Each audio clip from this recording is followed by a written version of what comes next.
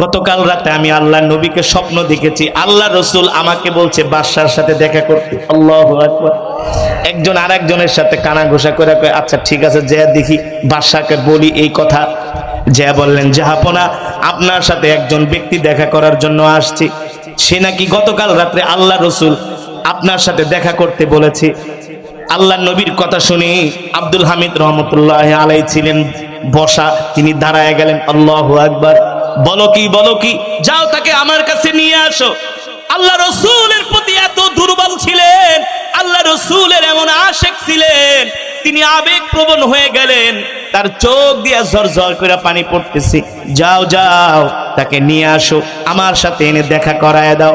ওই ব্যক্তিকে যখন রাজ দরবারের গেট থেকে নিয়ে আসা হলো, ওই ব্যক্তি যতক্ষণ পর্যন্ত রাজ দরবারে আসে নাই ততক্ষণ পর্যন্ত বাদশা তার জন্য দাঁড়ায় দাঁড়ায় অপেক্ষা করেছি। আসলে তার জন্য অপেক্ষা করে নাই, আল্লাহ রসুলের মহব্বতে অপেক্ষা করেছে। ঠিক কিনা বলেন? ওই যে আল্লাহ নবীর কথা বলছে, এই জায়গায় সে দুর্বল হয়ে গেছে। ফর এক্সাম্পল, আপনি মনে করেন গেলেন ঢাকার শহরে বড় কোনো একটা অফিসারের সাথে দেখা করতে, আপনার এলাকার একজন গুরুত্বপূর্ণ ব্যক্তির সাথে তার সম্পর্ক, যখন যে বলছে চৌহালি থানা থেকে এমক এক ব্যক্তি আপনার সাথে দেখা করতে আসছে, অমুক ব্যক্তির রেফারেন্সে পাঠাইছে, তার সাথে তার সম্পর্ক, তার পরিচয় দেওয়ার কারণে আপনার মর্যাদা বেড়ে গেছে, ঠিক না? আপনার সম্মান বেড়ে গেছে। যখন আল্লাহ রসুলের কথা বলা হলো, বাদশা আব্দুল হামিদ রহমতুল্লাহ আলাইহি ওই ব্যক্তির জন্য দাঁড়ায় দাঁড়ায় অপেক্ষা করতেছে। ওই ব্যক্তি যখন বাদশার রাজ দরবারে ঢুকলেন, বাদশা বললেন, আহলান সাহালান মারহাবান তাইবান, আসেন আসেন, আপনি আমার সবচেয়ে বড় মেহমান। এবার বলেন, আপনি যে আল্লাহ রসুলকে স্বপ্ন দেখছেন গতকাল রাত্রে আমার সাথে দেখা করতে বলছে, আল্লাহ নবী কি বলছে? বলে, শোনেন, আমি প্রচন্ড রকমের ঋণগ্রস্ত, আমার ঋণ পরিশোধ করার মতো কোনো উপায় নাই। আমি প্রতি রাতে আল্লাহ রসুলের শানে দুরূদ পড়ি, আল্লাহ তাআলার কাছে দোয়া করি, তাহাজ্জুদের সালাতে দোয়া করি, সিজদায় যায় দোয়া করি, আমি আমার ঋণ পরিশোধ করার জন্য গতকাল রাত্রে আল্লাহ রসুলের সাথে ঘুমের ঘরে আমার জিয়ারত হয়ে গেছে। আল্লাহ রসুল বলছে, তুমি চিন্তা করো না, আমার আশেক আব্দুল হামিদের কাছে যে আমার কথা বলবা, তোমার ঋণগুলো পরিশোধ করে দিবে। আর আস্তে করে সুবহানাল্লাহ। আব্দুল হামিদ কে? তার ইতিহাসটা শুধু পড়েন। এখন তো যারা রাজা বাদশাহ সব হলো মিথ্যুক, ফাসিক, ফুজ্জার, ঠিক কিনা বলেন? এই ভারত শাসন করেছিলেন বাদশা আলমগীর রহমতুল্লাহ আলাইহি। কে? বাদশা আলমগীর, যিনি ফতুয়া আলমগীরি লিখেছেন। কে? ভারতবর্ষের বাদশাহ, ভারতবর্ষের বাদশাহ, চোর বাটপার মিথ্যুক না, ভারতবর্ষের বাদশাহ, যিনি কোনদিন তাহাজ্জুদের নামাজ কাজা করেন না। এখন তো আমাদেরকে যারা পরিচালনা করে সব তো হলো মিথ্যুক, বেঈমান, ঠিক কিনা বলেন? এই কারণেই তো আমরা নষ্ট হয়ে গেছি। আর আগেকার বাদশারা কেমন ছিলেন? ভারতবর্ষের বাদশা আব্দুল হামিদ আলমগীর রহমতুল্লাহ আলাইহি, বাদশা আলমগীর, যিনি ফতুয়া আলমগীরি লিখেছেন, বুঝতে পারেন কেমন বাদশা ছিলেন তারা? কোনদিন তাহাজ্জুদের নামাজ পর্যন্ত কাজা করে নাই।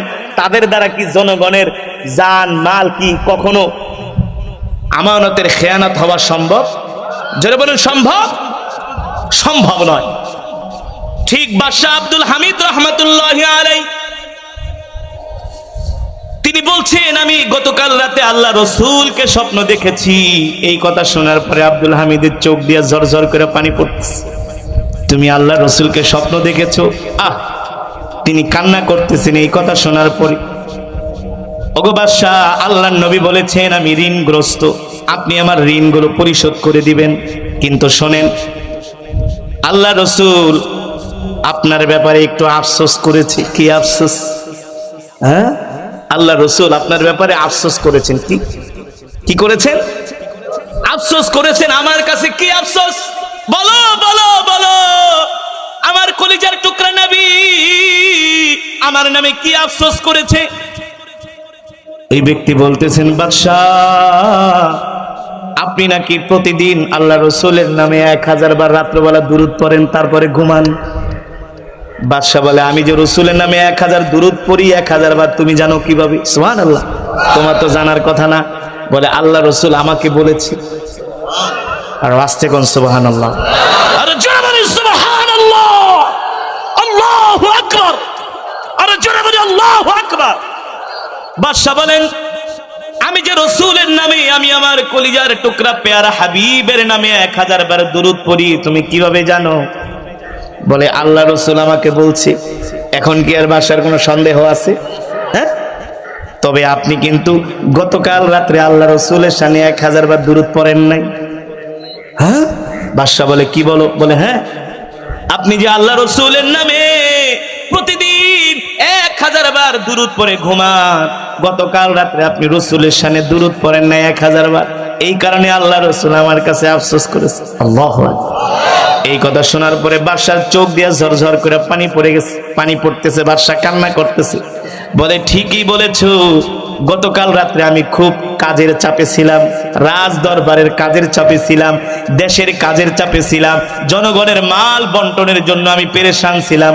এই কারণে আমি ক্লান্ত হয়ে ঘুমায় গেছি। আল্লাহ রসুলের নামে আমি দুরূদ পড়তে পারি না, আল্লাহ রসুলের সামনে আমি দুরূদ পড়তে পারি না।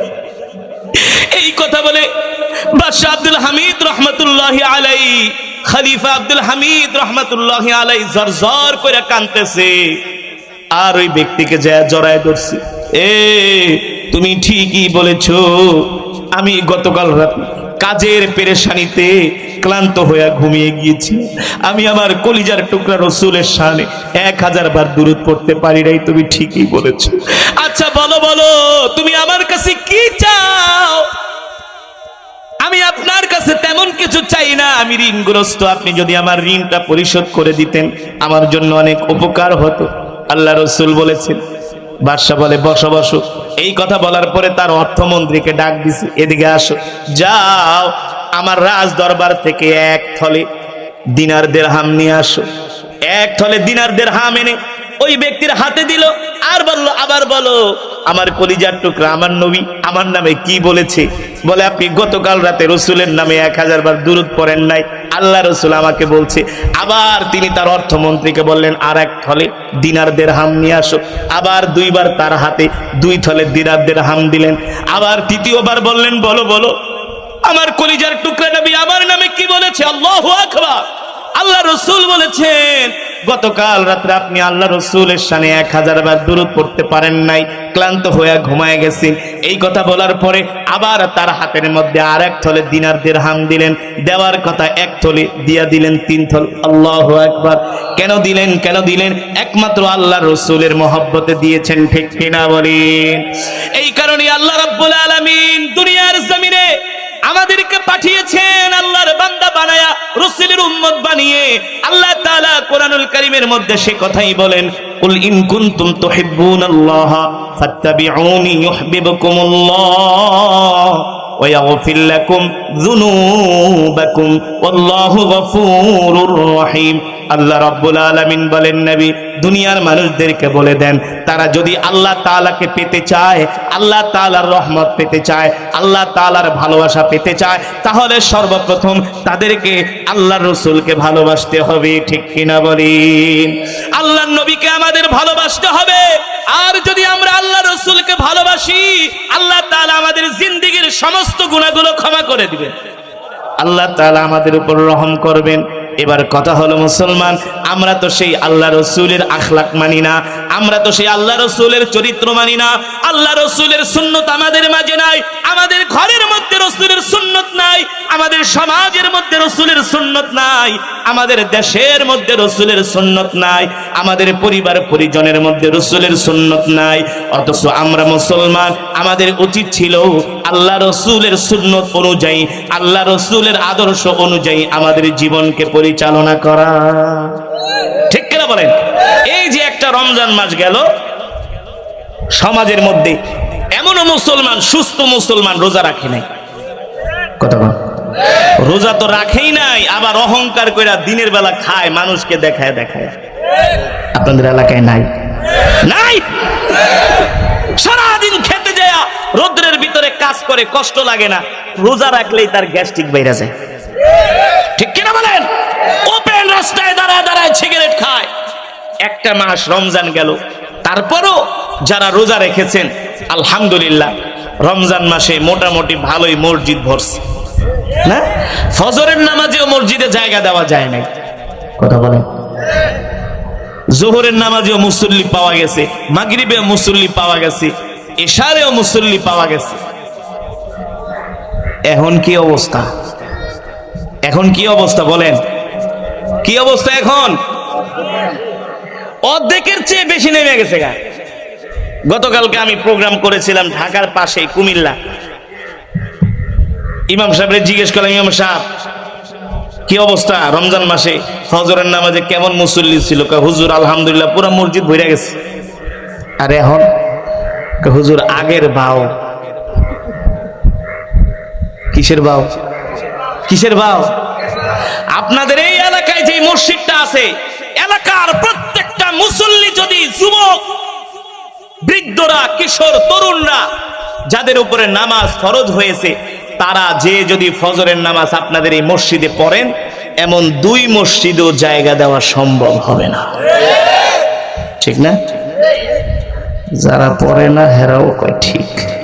ঠিক আছে, মাশাআল্লাহ, এমনি বাংলাদেশের মুসলমান ঠিক আছে, না পড়লেও স্বীকার করে ঠিক। 2 মসজিদে জায়গা দেওয়া যাইতো? জোরে বলো। ফজর পড়ে না, ফজর পড়ে না। যেই দিন থেকে আমরা ফজরের সালাত ছেড়ে দিয়েছি, সেই দিন থেকে আমাদের কপাল পড়া শুরু হয়েছে। এটা শুধু বাংলাদেশে না, আরবেরও একই অবস্থা। আরবের ছেলেরা এখন আর ধর্ম মানে না, সারাদিন শুধু নেশা, সীসা আর নেশা, আর মেয়ে নিয়ে পড়ে থাকে, নেশা নিয়ে পড়ে থাকে। আমি যখন মিশরে পড়াশোনা করতাম, অনেক আরবের যুবকরা সব মিশরে যে আকাম কোকাম করে। জিজ্ঞেস করতাম, আইনাল বিলাদ? আনা সাউদিয়া, আনা কাতারিয়া, আনা কুয়েতিয়া। সব আরবের যুবক মেয়েরা বাংলাদেশেতে যায় বোরকা পইরা, সৌদি আরবের থেকে বিমানে উঠে বোরকা পইরা, আর বিমানের থেকে নাইমাল বোরকা ঠোরকা শেষ, জিন্স আর গেঞ্জি পইরা কায়রো শহরে ঘোরে, পিরামিড দেখে, নীলনদ দেখে, আর যত গুনার কাম সব করে। বাংলাদেশ কি বাদ? এই যে 2 দিন আগে পহেলা বৈশাখ গেল, 10 জন ধর্ষণ হয়েছে টিএসিতে, রমনার বট বলে। কয়জন? 10 জন ধর্ষণ হয়েছে এই পহেলা বৈশাখ পালন করতে যায়। এই পহেলা বৈশাখ পালন করতে যায় 10 জন ধর্ষণের শিকার হয়েছে। এখন তারা থানায় এসে মামলা করছে যে আমরা ধর্ষণের বিচার চাই, শ্লীলতাহানির বিচার চাই। চলবা আমেরিকা স্টাইলে, আর ধর্ষণ হইলে বিচার চাইবা সৌদি আরবের আইনে না? চলবা ইউরোপ আমেরিকার স্টাইলে, আর শ্লীলতাহানির হওয়ার পরে বিচার চাইবা কোরআনের আইনে। এই ভণ্ডামি আবার কোথায় শিখলা? আগে থেকেই কোরআনের আইনে চলো, ঠিক কিনা বলুন? তাহলে ধর্ষণ হতে হবে না, ইপটিচিং হতে হবে না। কুলাঙ্গার যুবকদের ইপটিচিং এর আজকে যুব সমাজ ইসলাম ছেড়ে দিয়েছে, দিন ছেড়ে দিয়েছে। আজকে তারা ইসলাম মানে না। আমাদের বোনেরাও আজকে পর্দা করে রাস্তায় বের হয় না, ইসলাম মানে না। ঘরের মধ্যে ইসলাম নাই, সমাজে ইসলাম নাই, রাষ্ট্রে ইসলাম নাই। তারা শুধু ঠেলতে ঠেলতে ইসলামটারে ঢুকায় ফেলছে মসজিদ আর মাদ্রাসার মধ্যে, ঠিক কিনা বলেন? ইসলাম কি শুধু মসজিদ আর মাদ্রাসায় থাকবে? এই জন্য কি আল্লাহ তাআলা এত সুন্দর ধর্ম আমাদেরকে দিয়েছেন? প্রশ্নই ওঠে না, প্রশ্নই ওঠে না। ইন্না দীনা ইনদাল্লাহিল ইসলাম, আল্লাহ তাআলার কাছে মনোনীত ধর্ম হলো ইসলাম। শান্তির ধর্ম ইসলাম, মুক্তির ধর্ম ইসলাম, মানবতার ধর্ম ইসলাম। আজকে দুঃখ করে বলতে হয়, সমাজের ম্যাক্সিমাম মুসলমান কোরআন পড়তে পারে না। 100-র ভিতরে 99% মুসলমান কোরআন পড়তে পারে না। 100-র মধ্যে। তাহলে আমাদের দেশে, আমাদের সমাজে, মুসলিম বিশ্বে শান্তি কিভাবে আসবে বলেন? কিভাবে আসবে? আমরা তো কাম করি সব অশান্তির কাজ। মসজিদে মুসল্লি নাই, কিন্তু চায়ের দোকানে মুসলমানের অভাব নেই। বাংলা সিনেমা দেখি আর একটার পর একটা বিড়ি টানতেছে। 3 ঘন্টা বাংলা সিনেমা দেখতে পারে, সেখানে তার কষ্ট হয় না, সময় নষ্ট হয় না, এনার্জি ফিল হয় না। মসজিদের পাশেই, দোকানের পাশেই মসজিদ, যে 10-15টা মিনিট তার রবকে সময় দিবে, সেই সময় তার হয় না। কথা বলেন? আপনি যে দুনিয়াতে আল্লাহকে সময় দিচ্ছেন না, আল্লাহর হুকুম মানছেন না, হাসরের ময়দানে আল্লাহ তাআলা বলবে, তুই দুনিয়াতে আমাকে সময় দেস নাই, এখন তোর দিকে তাকানোর আমারও সময় নেই, যা যা ফিনারে জাহান্নামা খালিদিন, যা। এ মুসলমান যুবক, তুমি যে নামাজ পড়ছো না, কোন মৌলবী ফতোয়া দিছে যে নামাজ পড়ে না সে মুসলমান কিভাবে হয়? মুসলমানের কাতারে তার নাম কিভাবে থাকে? যে নামাজ পড়ে না সে মুসলমান হতে পারে না, তার নাম মুসলমানের কাতারে থাকতে পারে না, পারে না। ঠিক কিনা বলেন? যে নামাজ পড়ে না সে মুসলমান হইতে পারে না, কারণ মুসলমান আর কাফেরের মাঝে পার্থক্য হলো নামাজ। মান তারাকা সালাতা মুতাআম্মিদান ফাকাদ কাফারা। যে নামাজ পড়ে না সে মুসলমান হতে পারে না। আল্লাহ তাআলা চরম হুঁশিয়ারি দিয়েছেন, যে নামাজ পড়বে না আল্লাহ তাআলা হাসরের ময়দানে তার দিকে ফিরেও তাকাবে না। কে তোমাকে সাহস দিয়েছে তুমি নামাজ পড়ো না নিজেকে মুসলমান দাবি করো? কোন আলেম বলেছে যে নামাজ পড়ে না সে তো আল্লাহর হুকুমকে অস্বীকার করতেছে? কিছু অহংকারী আছে, দেখেন নামাজ পড়বো না, ডাক দিবেন চাচা চলেন নামাজ, তোর নামাজ তুই পড়, আমার ঈমান মজবুত আছে। আবার তুই নামাজ পড়ে কি করছস? কথা বলেন, বলে কি বলে না? বলে কি বলে না? যুবক মুসলমান বাবারা, মা বোনেরা, কষ্ট পাবেন না। আল্লাহ তাআলা মাহে রমাদানুল মুবারকের মতো একটি মাস তো আমাদের দিয়েছিলেন যাতে আমরা তাকওয়া অর্জন করতে পারি, ঠিক কিনা বলুন? যাতে আমরা তাকওয়াবান হই, পরহেজগার হই, মুত্তাকিন হই। এক মাস রোজা রাখলেন, নামাজও পড়লেন, রমজানও শেষ, নামাজও শেষ না। এক মাসের ইবাদত দিয়ে আপনি জান্নাতে যেতে পারবেন না। আপনাকে সালাত, নামাজ বছরে এক মাস যেমন করেছেন বাকি 11 মাসও ঠিকাবে, ঠিক আল্লাহর এই হুকুম, আল্লাহর বিধান আপনাকে মানতে হবে, ঠিক কিনা বলুন? যদি আপনি রমাদানুল মুবারকের মতো 5 ওয়াক্ত সালাত আদায় করতে পারেন, কোরআনুল কারীমের তেলাওয়াত করতে পারেন, জিকির করতে পারেন, তাহলে আপনি তাকওয়াবান। নইলে আপনি তাকওয়াবান হতে পারেন না, পরহেজগার হতে পারেন না। এই কারণে যুবক বন্ধুরা, তোমাদের হাতে ধরি, পায়ে পড়ি, তোমাদের হাতে ধরি, পায়ে পড়ি, যেভাবে কে রমাদানুল মুবারকে রোজা রেখেছো, তোমার মাথায় টুপি ছিল, আজান দেওয়ার সাথে সাথে মসজিদে চলে গিয়েছো, বাকি 11 মাস আমাদেরকে এইভাবে ইবাদতের মধ্যে কাটাতে হবে, ঠিক কিনা বলেন? 5 ওয়াক্ত সালাত আমাদেরকে জামাতের সাথে আদায় করতে হবে। আর মা বোনেরা, রমাদানুল মুবারকে যেমন করে পূর্ব প্রস্তুতি নিয়ে টাইম টু টাইম আজানের সাথে সাথে সালাত আদায় করেছেন, আপনারাও ঠিক এইভাবে টাইম টু টাইম 5 ওয়াক্ত সালাত আদায় করবেন। সকাল সন্ধ্যা কোরআন পড়তে হবে। এই সমস্ত হারাম সিনেমা, নায়িকা ফাইকা এগুলা দেখা কোনো লাভ নাই, গুনাহ গুনাহ। তুমি যে হিন্দি নায়িকারে দেখা মজা নিতেছো, এই নায়িকারে ধরতেও পারবা না, ছুঁইতেও পারবা না, কাছেও যাইতে পারবা না, গেলে থাপ্পড়ও খাইতে পারো। দেখো না সাকিব আল হাসান রে এত ভালোবাসো, ছবি তুলতে গেলে ধাক্কা মেরা ফালায় দেয়, থাপ্পড় মারে। লজ্জা থাকা উচিত। এদেশের যুবকগত লজ্জা নাই, বেহায়া, বেশরম। তারা নায়িকার জন্য পাগল, গায়িকার জন্য পাগল, খেলোয়াড়ের জন্য পাগল। তোমরা মেসিরে নিয়ে মারামারি করো না, মেসির ভক্ত আর রোনাল্ডোর ভক্ত, নেইমারের ভক্তরা বাংলাদেশে মারামারি করে। দিবারিয়ায় ওয়াজে গেছি, এই গত রমাদানুল মুবারকের 15 দিন আগে। আমি বললাম আপনাকে লজ্জা নাই, বেহায়া আপনারা, বেশরম, ন্যূনতম আপনাদের লজ্জা নাই। এলাকাবাসী হুজুর ব্যাপার কি, আমগো খাওয়ান ঠাওয়ান খারাপ হয়েছে নাকি? খাবার কি খাওয়ার খারাপ হয়েছে নাকি? আরেকজনকে হুজুর জাল কি বেশি হয়েছে নাকি, এত চেচ্ছেন কে? আমি কি আপনারা বেহায়া, বেশরম? সবাই অবাক যে হুজুর এইভাবে বেহায়া বলতেছে কেন? আমি বলি আপনারা যদি বেহায়া না হইতেন, আপনাদের এই এলাকায় না 2 জন মারা গেছে ফুটবল খেলার সময়? হুজুর আপনি জানেন কেমন? হ্যাঁ পত্রিকায় না আসছে, পিছনে হুজুর একজনকে হুজুর হুজুর পত্রিকায় না, সব টেলিভিশনে দেখাইছে। 2 দলের ফুটবল খেলোয়াড় সমর্থকদের মারার, আর্জেন্টিনা আর ব্রাজিল, 2 গ্রুপের মধ্যে কি লাগছে?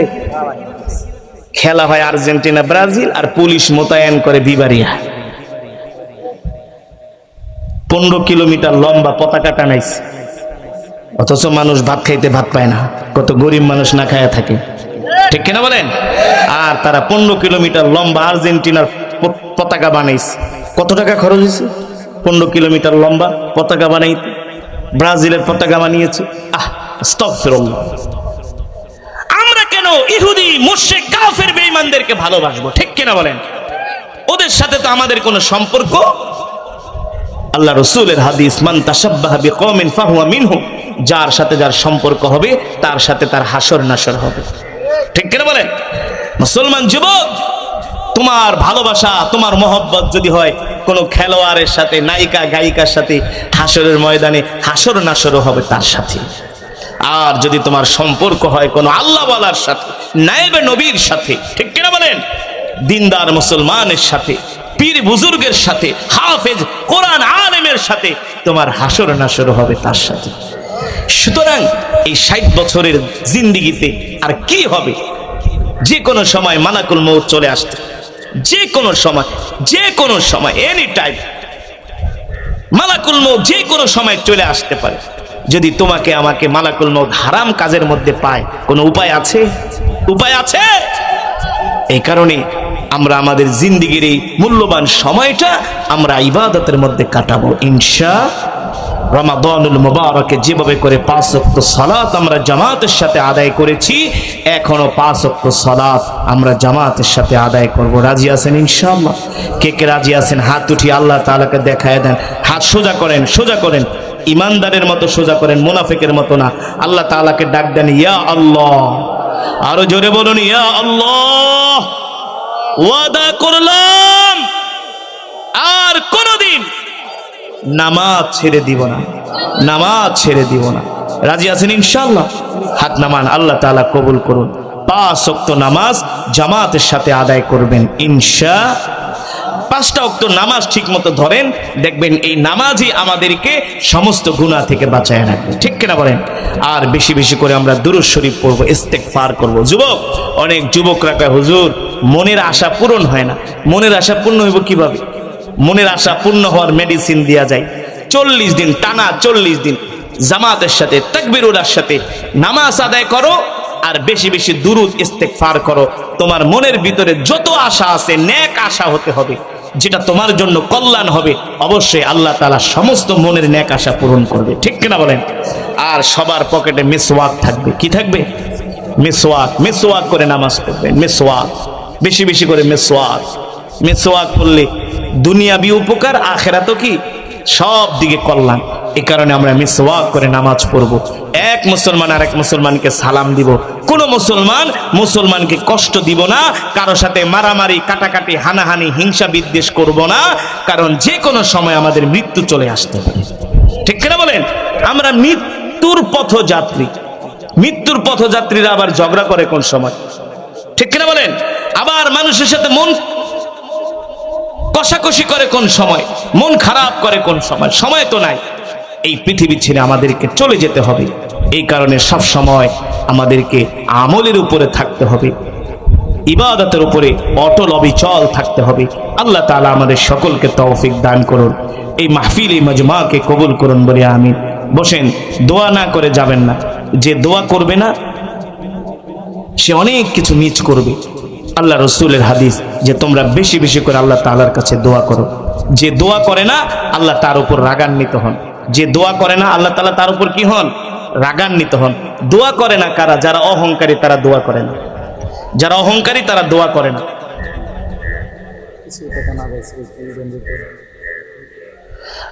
বসুন, আমরা এখনই মোনাজাত দিয়ে মহান রব্বুল আলামিনের জন্য, যিনি আমাদেরকে সৃষ্টি করেছেন, ঠিক কিনা বলি? মুসলমান, আমাদের হায়াতের মালিক কে? আমাদের রিজিকের মালিক কে? আমরা কার গোলাম? আরো জোরে বলি মুসলমান, আমরা কার গোলাম? এই আসমান কার? জমিন কার? কোরআনে আছে কি আছে না? নাই। এই যে ব্যাং ডাকতেছে, ব্যাং শুনতেছেন? ব্যাং কেন ডাকে জানেন? ব্যাং ডাকতেছে তার পিপাসা নিবারণ করার জন্য, বৃষ্টির জন্য ব্যাং ডাকছে। আল্লাহ তাআলার কাছে রিজিক চাচ্ছে। এই ব্যাংকে কি পৃথিবীর কোন রাজা বাদশাহ পানি দিতে পারবে? ক্ষমতা আছে? ক্ষমতা কার? জোরে বলুন কার? বলতে পারেন হুজুর আপনি কি গন্না গান, আমাদের পাশেই তো যমুনা নদী, যমুনা নদীতে পানির অভাব নাই, ব্যাংক এখান থেকে যায় পানি খেয়ে আসবে। যমুনা নদী কি তোমার দাদায় কাটায় দিছে নাকি? হ্যাঁ, তোমার নানা চেঙ্গিস খান, ভুট্টো খান, আয়ব খান, হালাকু খান, শেখ মুজিবুর রহমান, জিয়াউর রহমান, এরশাদ যমুনা নদী তো দূরের কথা, একটা শাখা নদী কাটারও ক্ষমতা নাই। ঠিক কিনা বলেন? তাহলে আসমানের মালিক, জমিনের মালিক। প্রচন্ড গরম। কেমন গরম? গরম যে কি লাগতেছে এটা আমি টের পেয়েছি, আমি তেলাওয়াত করছি তো আমি টের পেয়েছি গরম কাকে বলে। এত গরম, এই 1 মাস আগেও তো শীত ছিল। কেমন শীত? আপনারা যদি আর 1-1.5 মাস আগে ফেব্রুয়ারি মাসে মাহফিল এখানে দিতেন, একজনের 2টা করে চাদর লাগাইতে, ঠিক কিনা বলেন? আমিও তো একেবারে চাদর মাদর জ্যাকেট মোজা টোজা পয়রা পুরা প্যাকেট হয়ে আসতাম, আপনারাও আসতেন, ঠিক কিনা বলুন? এখন গরম, এখন কি এক কাপড়ে চলে আসছেন। এই গরম দেওয়ার মালিক, ঠান্ডা দেওয়ার মালিক। গরম কোথায় গেল? পৃথিবীর কোন রাজা বাদশা বলতে পারবে? বিজ্ঞানীরা বলতে পারবে? এই যে বর্ষার সময় আপনাদের যমুনা নদীতে পানিতে থই থই হয়ে যায়, ঠিক কিনা বলেন? পুরা যেদিকে তাকায় মনে হয় মহাসমুদ্র, আর এখন চর পড়ে গেছে। এই যে এখন পানিগুলো নাই, আবার বর্ষার সময় পানি এসে আপনাদের পুরা লোকালয়কে ডুবিয়ে দিবে। মাঠে ঘাটে রাস্তায় সব জায়গায় পানি। তাহলে এই পানিগুলো গেল কোথায়? কোথায় গেল? কোত্থেকে আসবে?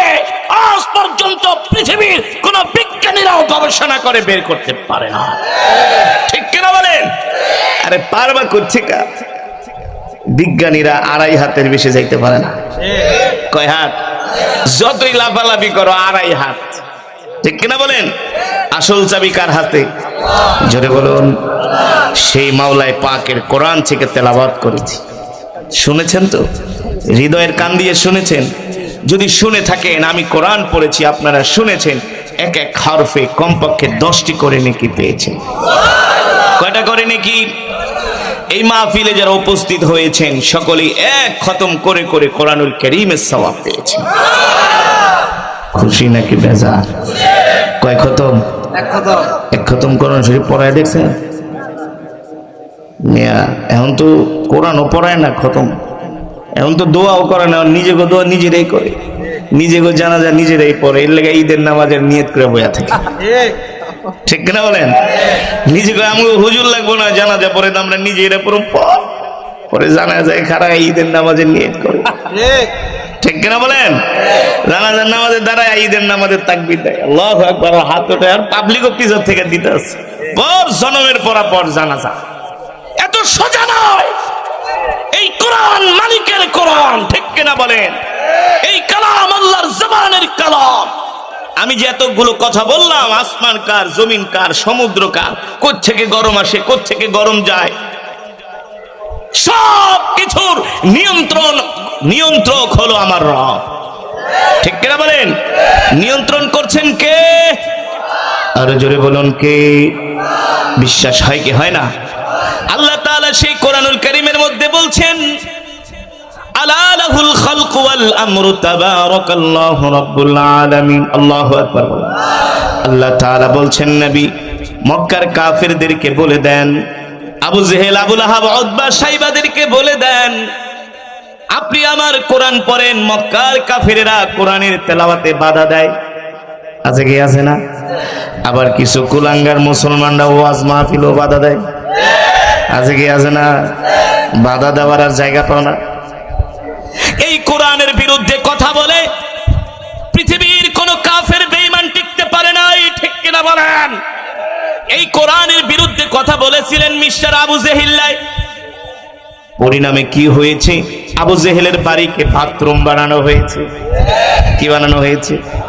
আমি যখন মক্কা শরীফে যাই, ইচ্ছা করে বাথরুমে না দৌড়লে আবু জেহেলের বাড়িতে যে একটু বাথরুম করে আসি, এটা ওর প্রাপ্য, এটা ওর কি? আল্লাহ রাসূল যখন মক্কায় কোরআন পড়তেন, আল্লাহর নবী যখন কোরআন পড়তেন, আবু জেহেল বাধা দিত, আবু লাহাব বাধা দিত, উতবা শাইবা ওলীদ ইবনে মুগীরারা কোরআনের তেলাওয়াত করতে দিত না।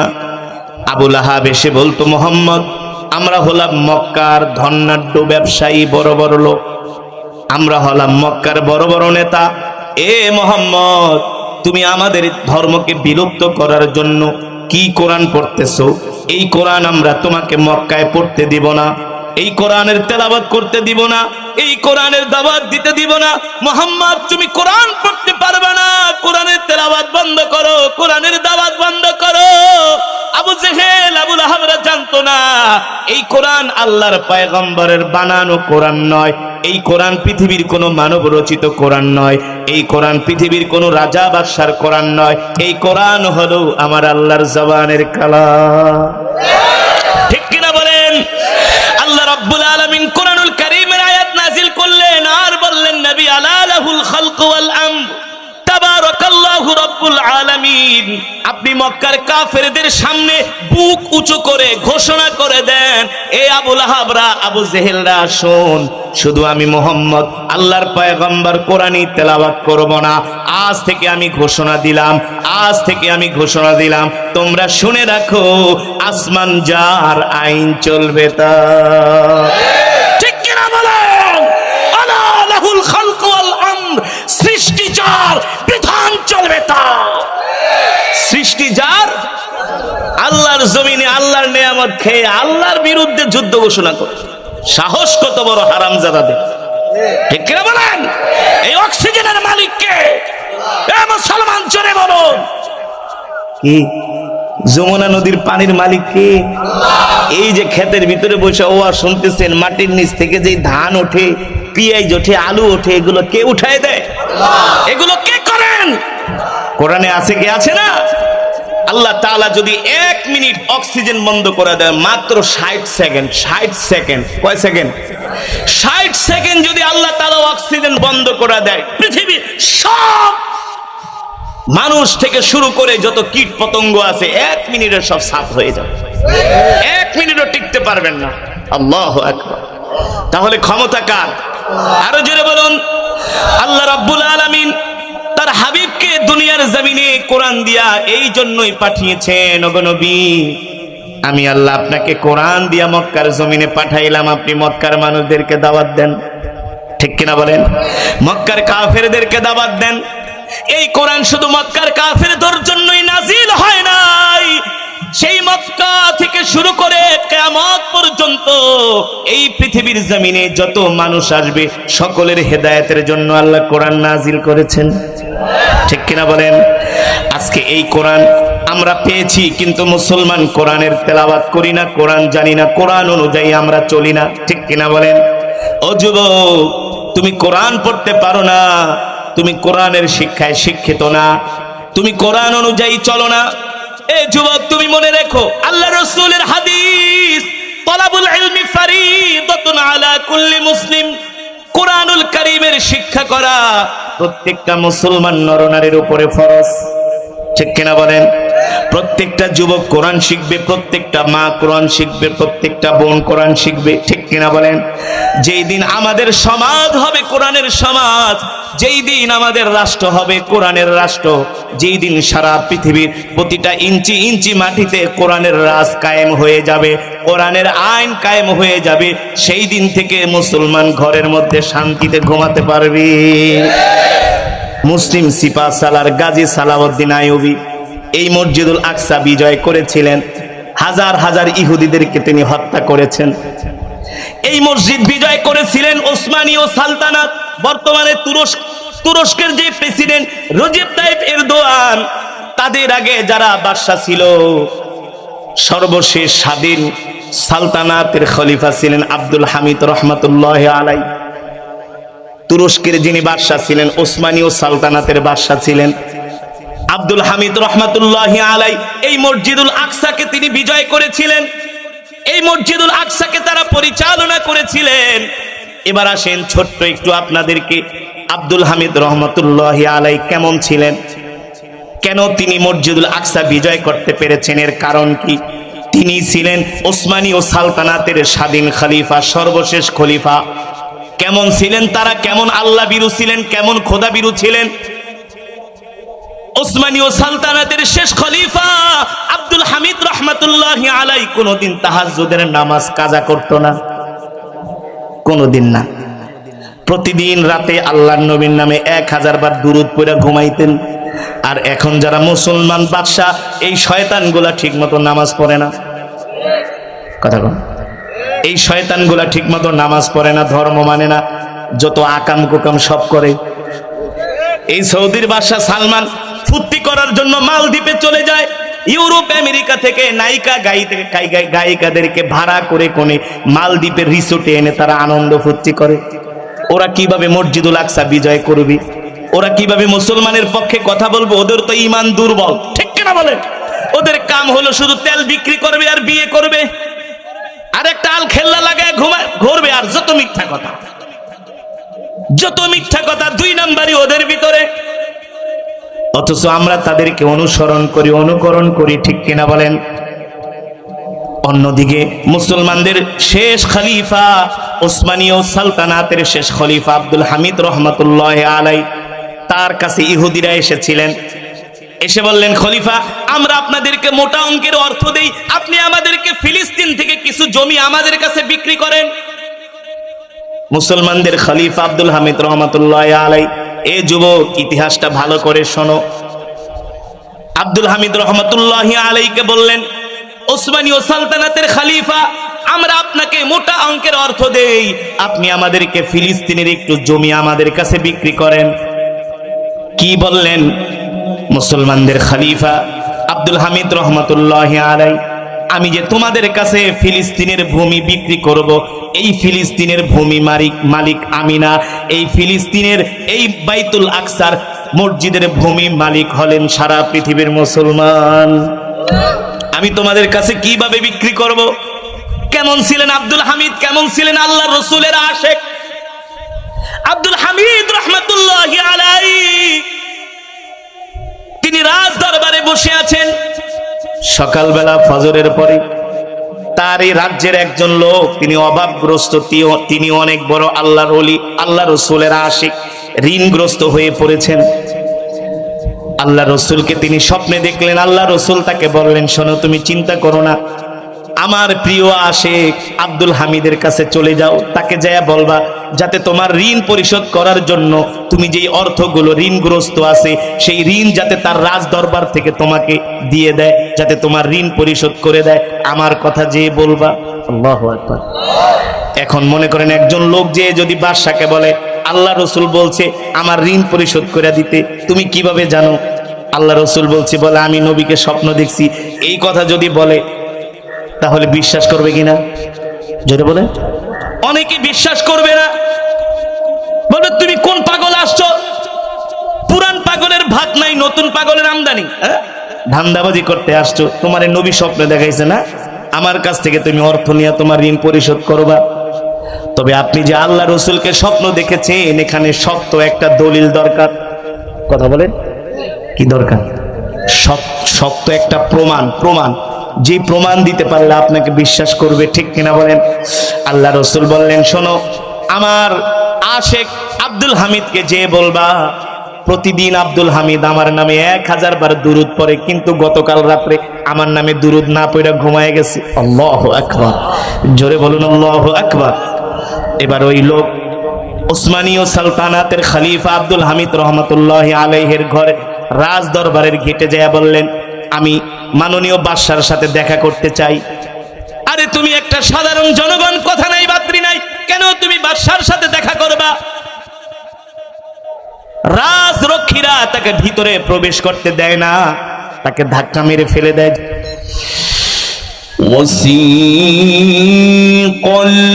ওয়াসিকাল্লাযীনা তাকাউ রাব্বাহুম ইলাল জান্নাতি যুমারা।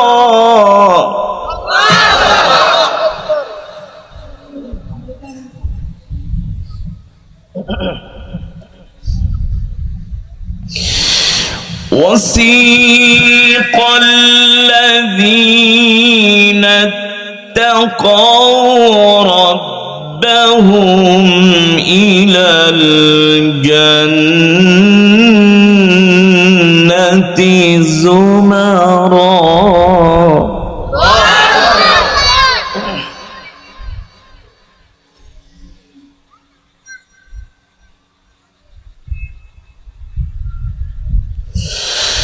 وسيق الذين اتقوا ربهم إلى الجنة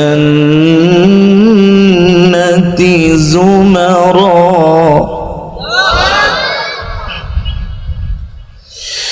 حتى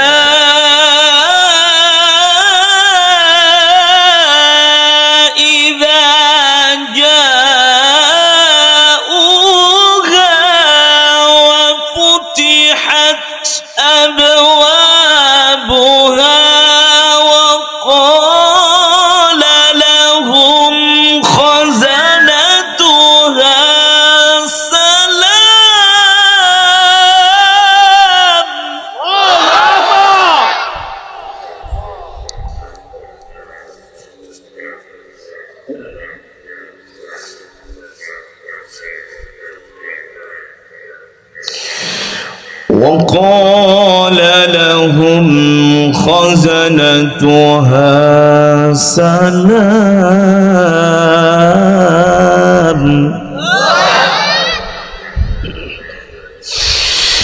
وقال لهم خزنتها سلام عليكم طبتم فادخلوها خالدين. الله أكبر. وقال لهم خزنتها سلام.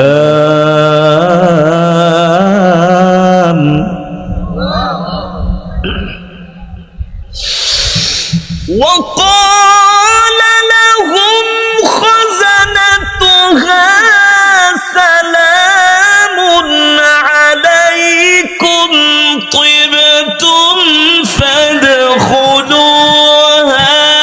خالدين.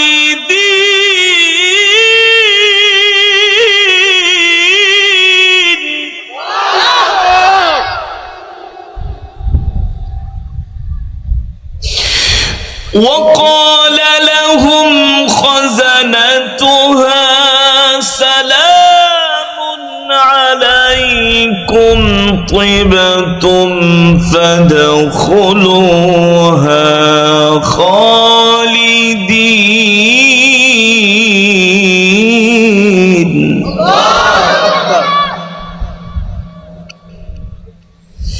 سلام عليكم طيبتم.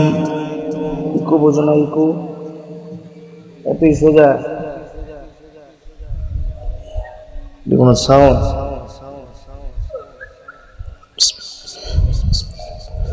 سلام عليكم طيبتم فادخلوها خالدين.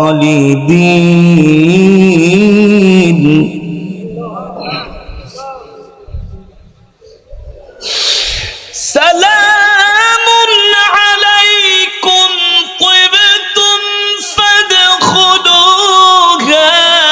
خالدين. وقالوا الحمد لله.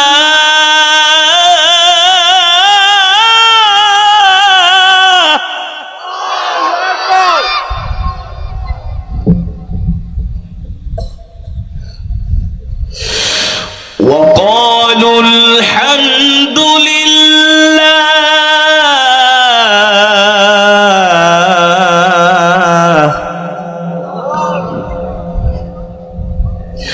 وقالوا الحمد لله.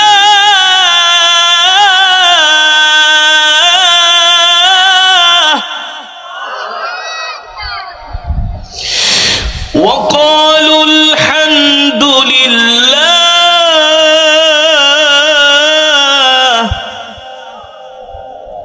وقالوا الحمد لله الذي صدقنا وعده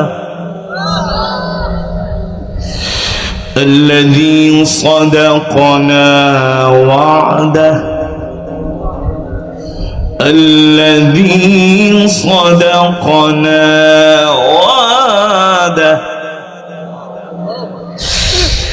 الذي صدقنا وعده وأورثنا الأرض نتبوأ من الجنة حيث نشاء فنعم أجر العاملين. الله أكبر.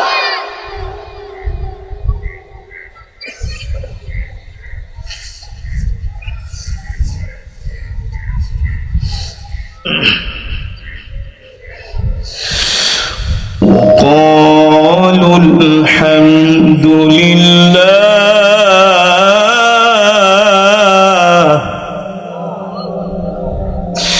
وقالوا الحمد لله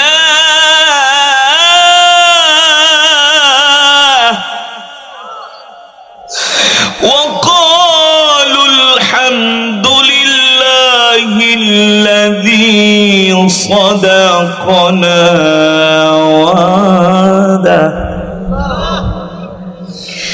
الذي صدقنا وعده وأورثنا الأرض نتبوأ من الجنة حيث نشاء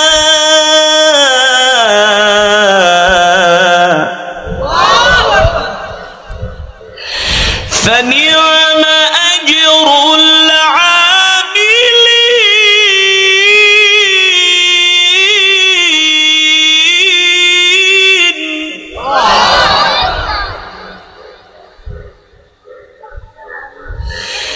فنعم أجر العاملين.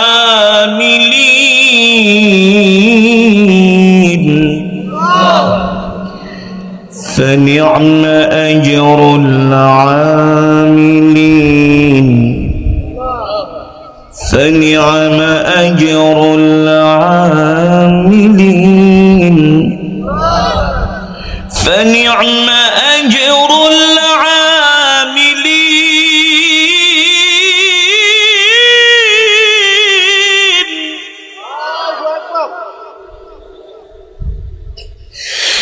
الذي صدقنا وعده وأورثنا الأرض نتبوأ من الجنة حيث نشاء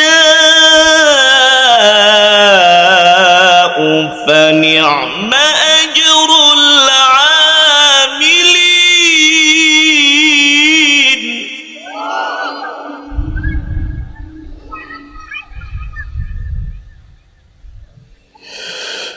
فنعم أجر العاملين.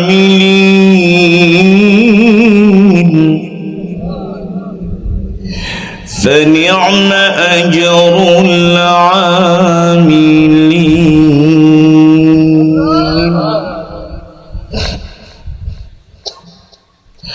وترى الملائكة حافين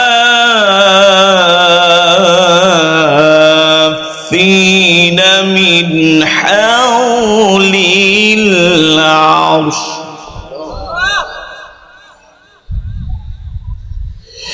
يسبحون بحمد ربهم وقضي بينهم بالحق وقضي بينهم بالحق وقيل الحمد لله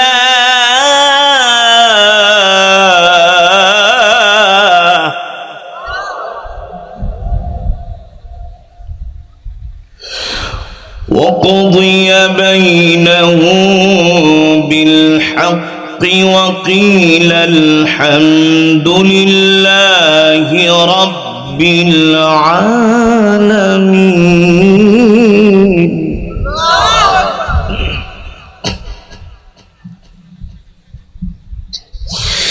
وترى الملائكة حافين من حول العرش يسبحون بحمد ربهم وقضي بينهم بالحق وقيل الحمد لله.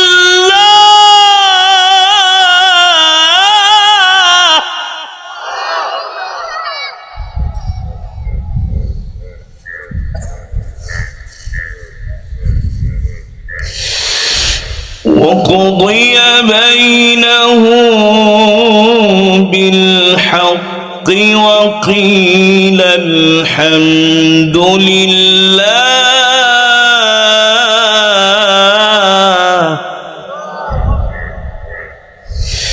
وقضي بينهم بالحق وقيل الحمد لله رب العالمين.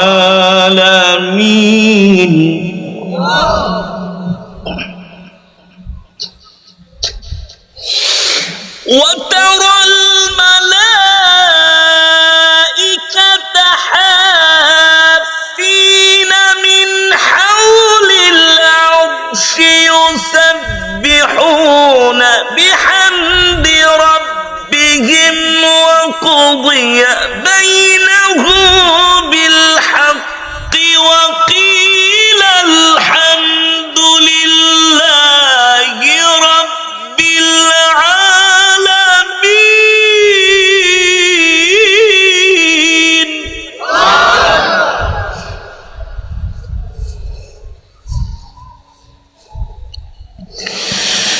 وقضي بينهم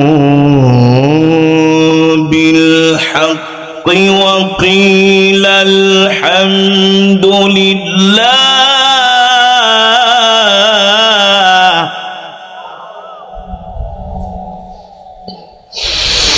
وقضي بينهم بالحق وقيل الحمد لله رب العالمين.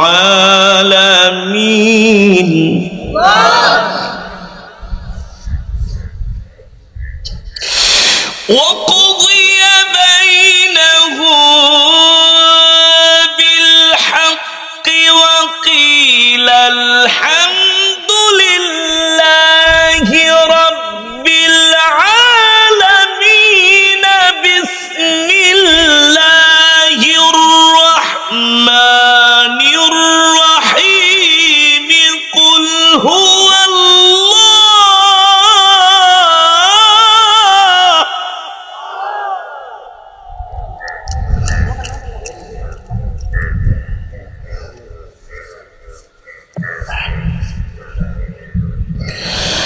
بسم الله الرحمن الرحيم.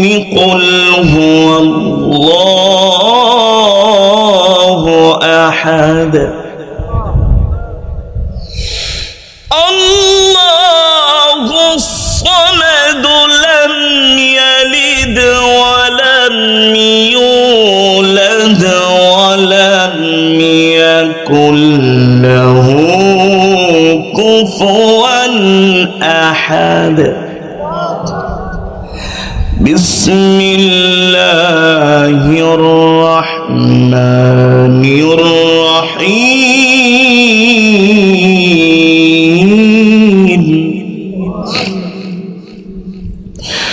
بسم الله الرحمن الرحيم قل هو الله بسم الله الرحمن الرحيم قل هو الله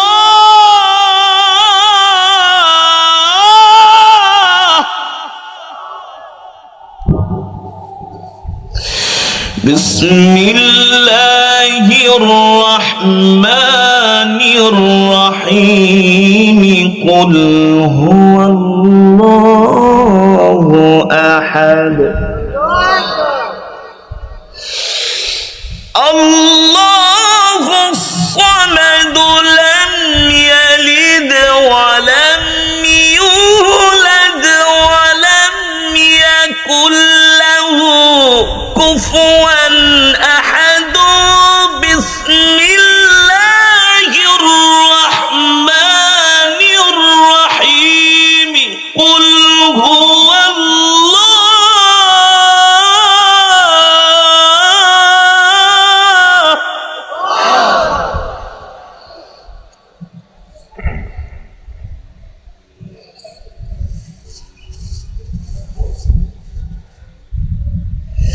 بسم الله الرحمن الرحيم قل هو الله أحد الله الصمد لم يلد ولم يولد لم يلد ولم يولد ولم يكن له كفوا أحد